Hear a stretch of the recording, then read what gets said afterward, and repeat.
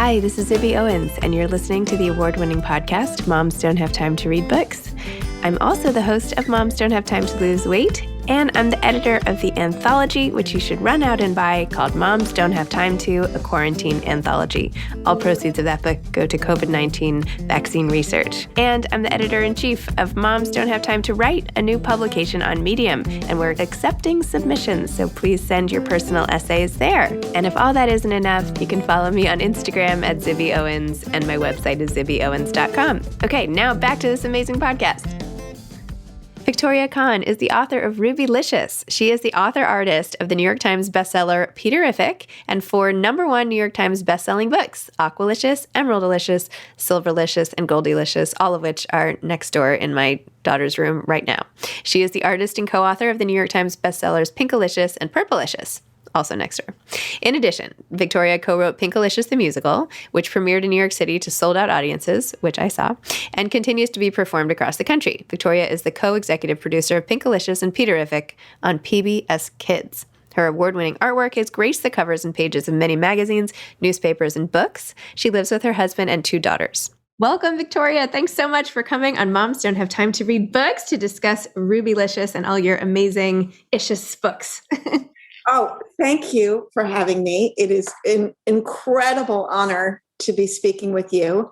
I'm a huge, huge fan of yours, and I love listening to your interviews. They're so stimulating and inspiring for me. So they're really great. So thank you. Thank you. Well, I am such a huge fan of yours, and I am joined here by 4 girls. 2 are mine, 2 are friends who are also fans of yours, and they're going to try to behave themselves. No, but I'm not trying. I have to say, my older daughter who's here, I must have read her Pinkalicious thousands times. Like, we read it a million times, and as each book came out, we were so excited, and we would always wonder what the next book, the color was going to be, and everything. So this is such a thrill to welcome in Rubylicious, which is amazing. A red color. That's so nice. And it's really exciting when you start reading a book to your child, and then at a certain point you realize they've memorized it, right? And I'm sure that happened. And then at another point, they start reading it to you, and you're like, oh my gosh, this is incredible. It's such a great feeling as a parent. Amazing. It's really amazing. So how did you start the series? What were you doing before you started the Pinkalicious series? And how did you come up with the whole thing? So I was an editorial illustrator. I did covers for magazines and newspapers, for Harper's Magazine, for Business Week, for the New York Times, for all these publications, for Time Magazine and Newsweek. It was crazy deadlines. Literally, I would get a call from Time Magazine at 12 o'clock on a Friday, which is when I would teach. I taught at SVA. I was teaching my students at SVA. While they were working, I would give them an assignment. I would have to do sketches and fax them to, get them to Time Magazine, and then have the finish by 5 o'clock for the messenger that would pick it up. So it was like crazy, crazy, crazy deadlines, which as a mother, you just can't do. Like there's no way. So when my daughter, Christina, was about 3 years old, and I wrote a bunch of children's book ideas, but when she was 3 years old, she was really, really into the color pink, really. And as you may remember from that stage, and she also really liked cupcakes. So I wrote Pinkalicious as an April Fool's Day joke. April Fool's Day is my favorite day of the year. And it's because you get to it's basically you make up stories and you try to convince people that they're true. At least that is for me. People are afraid of me on April Fool's Day because I always go above and beyond. And so I wrote it as a joke. I wrote the story and I sent it to all of my friends and family, and I saying that my daughter had turned pink from eating too many cupcakes, that she had pinkatitis. And I had a friend that was supposed to come over, and she called her doctor. They were going to have a play date. Our daughters were going to have a play date. She called her doctor and she's like, have you ever heard of pinkatitis? Because we're supposed to go over to somebody's house, and my friend's daughter has it, and I don't want my daughter to get it. Is it contagious? And he said, I've never heard of it. You don't know if it's contagious. You shouldn't go. So my rule is never to tell anybody it's a joke until the next day. So Christina, my daughter, and I had even though she was 3, we had quite a chuckle over that. And then the next day I was like, come on over, because it was just an April Fool's Day joke. And she happened to be a children's book author and illustrator. She said, you have got to make that into a children's book. So she really encouraged me. And that's how it happened. I was really, really lucky to find an amazing editor and publisher. And that was the beginning. I had no idea that it would go on. Wow. That's so exciting. So were you surprised by the success? I mean, it took off, right? I mean, did it happen right away? I assume it did, but I don't know. So my very first book signing was in New York City at Books of Wonder. And we were living there, and my daughters were going to school, and I told everybody, but the line went all the way out and around the block. The book, it had just come out that week. And I was like, are these everybody that we know? Like, do we know everybody here? And, primarily we did. But that was just the beginning. And I remember I was so shy. I was so shy at the time. And I was like, wow, I have to read my book in front of all of these people. Like, can I do that? Oh my God. So it's been a huge growth experience in so many different ways. Wow. I feel like the used to be shy, become a writer track is a well-paved road at this point. I think a lot of people who observe a lot become writers, and when they don't, just anecdotally, but. No, it's true. You have to feel very comfortable spending long periods of time alone, especially because I do the artwork too. So the writing is actually the fastest process for me. It's the artwork that takes a really long time. So how long does it take for you to write each one of these books? Well, I'm always working on a lot of different stories. So for a book to come out, it can take years, because I'll write the story, then I'll do a lot of drafts, and then I'll start creating the book dummy, and then I'll start creating the art. And, so there's just a big, long process. It can take years. Wow. So does that mean you've already written the ones that are going to come out next? Well, I don't know yet. It all depends. But you've written some. You just don't know what's next. I have stories and I want them to come out. Okay. God willing, they will come out. What are you ever going to run out of colors? No, it's impossible, right? I think there are so many colors in the world. I mean, I could do Chartreuse-licious. That's a bit of a mouthful, but hey. Chartreuse-licious? Chartreuse-licious. What's chartreuse? It's a color. Yeah. It's a yellowy green. Rubylicious. Do you guys have suggestions for which book should come next? Navylicious? You have a suggestion? Navylicious. What about Blackalicious? Like, because favorite color is black. Yellowlicious. Yellowlicious? Yellowlicious, yeah. Whitealicious? Oh, those are great ideas. Wait, what Those about are great Metallicious? Like metallic. They have like gold. gold, Oh. silver. Don't they have silver? Bronzelicious? No, that's Platinum? Oh yeah, I haven't said Platinum. Angelicious. Orangelicious. The thing is, gold kind of goes in the yellow orange True. category.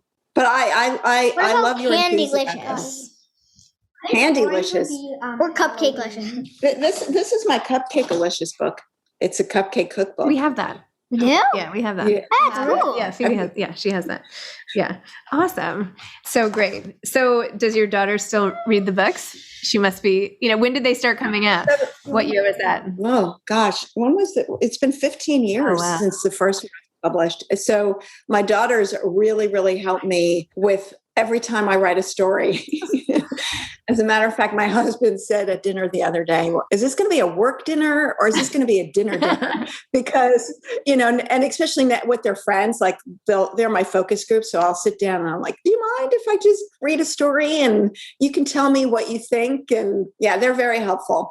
And so many of the stories have been inspired by them, Silverlicious, where Pinkalicious loses her sweet tooth, was really inspired by my daughter because she came up to me and she said, Mommy, my sweet tooth came out. Oh, won't you get me something sweet to eat? And I was like, oh, well, that's a great idea. Don't you know sweetness comes from the inside? And I had to go sit down and write that story. Oh my gosh. So what inspired Rubylicious? Well, Rubylicious, my daughters really love the color red. So they were like, what are you going to do for red? And I have to tell you, I really love rocks. and I love collecting rocks. So, and I love finding rocks, and I love the whole idea of wishes as well, So it's kind of a genie book, but it's not a genie book, because I say it's a genius book because, Pinkalicious finds a rock and she rubs it, and out comes this character named Rocky, and Rocky grants them one wish, but only one wish. So unlike a genie that would grant many wishes. And Pinkalicious and Peter, have to weigh their options wisely. Rocky is very fearful, has a lot of anxiety, and it's like, I don't know if you want to wish for that. Like that really is not going to be a very good idea. You're wishing for a mountain of candy. At one point, Pinkalicious and Peter are like, let's have a lot of candy. And Rocky's like, I think that would be a bad wish. Let me show you what that wish would look like. And so they have the opportunity to experience all these different wishes before they actually come true. So they get, a bunch of opportunities, and Rocky is like frightened throughout the entire all the wishing process. So, it kind of leads them on this adventure to thinking about what in their wildest dreams could come true and what's really, really important. And in the end, they're very generous with their wish. And whenever I do a book, I always think, what would be the most fun? What would be really great? I always think, what would be the greatest thing ever? Right? Like with Aqualicious, it's like, meeting a mermaid, but not just any kind of mermaid, a mermini, it's almost like a doll come to life, like one that you could play with all day, or what is it that you really wish for in life? I'm always thinking about that. What is it that you really want in life? What would be really fun? So I do ask myself that question constantly. I think it's a really good question. How do you answer that? I answer it in over 70 books. It changes every day. So like every book represents an answer to that question. Like this one just came out, which is RoboPup. So, wouldn't you want a robotic puppy? Totally. Sure. Right? Why not? I think a real puppy around here somewhere. But so what would be your wish today? Anything could make, what could make your life better today? That would be the greatest thing ever. Well, it's talking to you. Oh, there you go. What would your wish for today be? Zibylicious, perhaps? My wish for today would be, I guess, that all these kids would continue to get along in my house with a million kids over here. So yeah. I would say good moodalicious or something, or friendalicious, something like that. Funalicious, yeah. We just did it. We just came up with an idea for the next one. There we go. Yeah. Puppylicious. Amazing. So you've met, I'm sure, thousands, if not, hundreds of thousands of kids at this point. What have you learned from them? Like, what were you surprised at? What are some of the questions that you've been asked? Like, what is it to have your finger sort of on the pulse of little tiny kids today? Well, first of all, it is the greatest experience I have ever had in my life, to be honest. When I did editorial illustration, I would do it and it would kind of go into this world of adults. And maybe once in a while I would get some feedback, like, great illustration about how, we shouldn't be eating that fish that has mercury, like that would be the feedback that I would get. That was a real illustration, by the way. And so when I started doing work with kids, it was just the most incredible thing I've ever experienced, because kids connect with words, they connect with visuals, and they're so expressive of their emotions. I mean, they let me know what it is that they like and why they like it and how it affects them. And so it's really, really fun for me. It's very joyful for me to experience kids, and especially like in a group where they're exuberant and they're talking about things that they love. I've never experienced anything like it. It's so miraculous to me.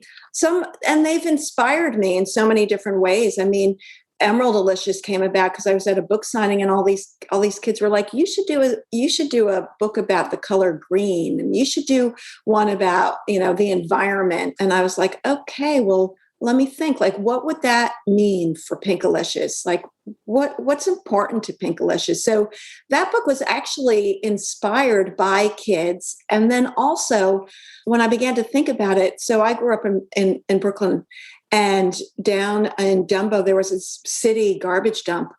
And all the kids in my neighborhood used to sneak into this little section of the fence and climb all over it. And they filmed Kojak, this old TV show there. Yeah. I mean, it was like the worst, most unsafe place ever. Broken glass, rats all over, homeless people. Like, it was bad. And we would sneak in, and we would, one of my friends found an old Wall Street sign. Like, it was a treasure trove, but it was a disgusting dump. And I would always look at it and say, gosh, wouldn't this be great if this was a park? Like, this should be a park. This would be really fun. We have nowhere to play. This needs to be a park. Well, now there's a carousel there. It's a park. It's an incredible park down under the Brooklyn Bridge where you walk, and it's beautiful. So that's a real life miracle that happened. So I thought about that, and I thought about that in terms of Emeraldilicious. Like, Pinkalicious would want to turn something into a beautiful, sparkly garden that, sparkled like an emerald. So kids always ask amazing questions, and they always give me great ideas. So do you ever worry about, like, you seem so, you like manifest all of these childlike exuberance, like that's in your personality, you can tell, right? So do you ever have a really bad day or a bad mood and you're about to do something related to the book and you're not feeling very Pinkalicious at all? Or, you know what I mean? Yes, I wrote a story recently. And that was part of the dinner table discussion. and I, it was a Pinkalicious story, an idea for an early reader, one of the early reader stories. And I brought it up at the dinner table, and everybody just kind of stared at me. And they were like, Mom, like, what was that about? Like, where did that come from? Like that. And I was like, yeah, you're right. That would be something else. Yeah, I guess I just had to write it down and get it out of my system, and I do fantasize about that, but I think I would get really bummed out and really depressed if I was writing. I'm very emotional, right? So as much as I'm laughing, like, I also cry a lot. Like, if I watch commercials, I will cry. So if I wrote sad stories, I would be in a perpetual state of teariness. Like, I would just be crying all the time, which would not really be good for me. So I've got to do, or if I wrote horror, oh my God, I would be just afraid constantly. So no, this is much healthier for me. It's true. There's some children's books, no matter how many times I've read them, I cry every time. I can tell you, like, where on the page it always makes me cry.